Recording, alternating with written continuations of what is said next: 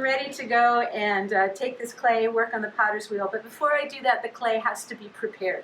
I can't just take this ball of clay and start working on it. It's not ready yet. And so the preparation for this clay is a process called wedging. And so if you think about how a baker works with dough, it's kind of like that. And what I'm doing here is I am using pressure to make sure that all the parts of this lump of clay are lined up and the same in terms of how much moisture there is and how much tension there is within that ball of clay. The other thing that's really interesting about this is if you could look at this at a microscopic level, you would see something else happening that's giving this clay strength and integrity. So clay, in its structure, is made up of a bunch of flat plates. They look kind of like dinner plates, actually. And when clay is found in the ground, when it's pulled out of the earth, those plates are facing all kinds of directions. But when I wedge, all of those plates come into alignment. They line up, and the clay actually gets a little bit more dense and stronger in many ways.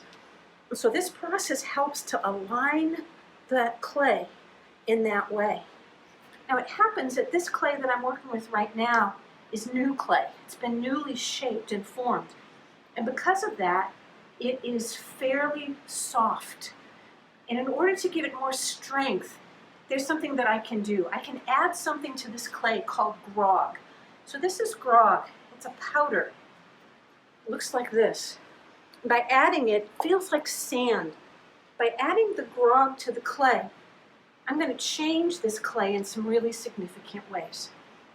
So here's how it works. This grog is actually made up of pot pieces that have been broken in the past.